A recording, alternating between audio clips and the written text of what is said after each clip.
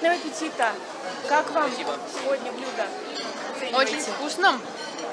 Вон, все на высшем уровне. Как дома. Даже вкуснее. Да, очень сытно.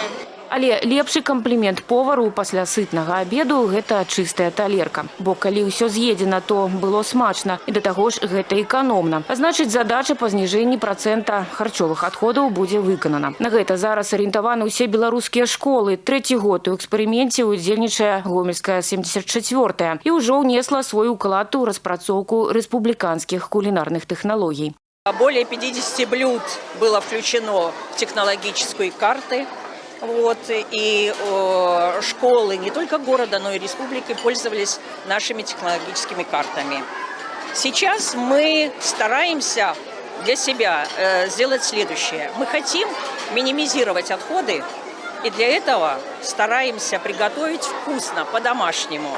Замест звычайнай котлеты аўтарская. У школьным меню сёння таксама нязменны лідар шашлык. А на кухні між тым рыхтуюць сюрпрыз. Аб ім пакуль ведаюць толькі мясцовыя працаўнікі. Наши ребята уже попробовали пиццу, которые сказали «Ура!» быть этому блюду. Мы сейчас готовим современные блюда, хот-доги для наших детей, но это для них пока остается сюрпризом. Сегодня на обед у нас наше фирменное блюдо «Мак и я» – биточек куриный с сыром. Название ближе к бургерам, но у нас все натуральное, готовится из мякоти птицы. Сами производим, сами формуем, сами панируем. Никаких добавок. Для 74-й составлен цикличный рацион с учетом вкусовых предпочтений, с учетом килокалорий и денежных норм.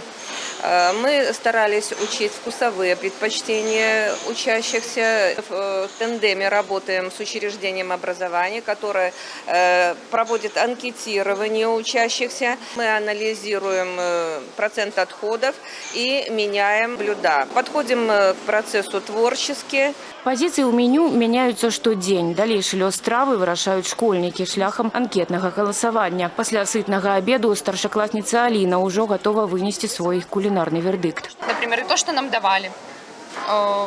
Я ставлю нравится или не нравится. Каждый, получается, день нам сбрасывают анкету, и вот мы можем проголосовать, понравилось нам то или иное блюдо. И вот по результатам этого анкетирования, получается, блюдо вот больше всего набрало голосов. Те блюда нам чаще и дают.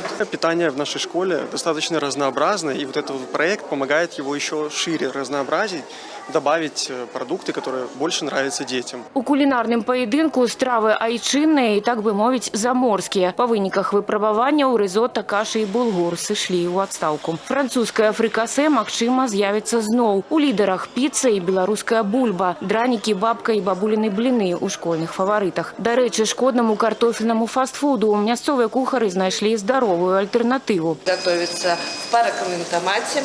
Оно полезное, вкусное, но под вкусовым качеством и вкус не отличается от картошки фри. Детям очень нравится. Між тым, на школьнай кухні на фоне эксперыменту запанавала сусветнае адзінства. Класіка італьянскай, беларускай і амерыканскай кулінарыі нашым школьнікам даспадобы. А вось арганізатараў праекта радуе вынік. Адходаў на кухні сапраўды стала менш.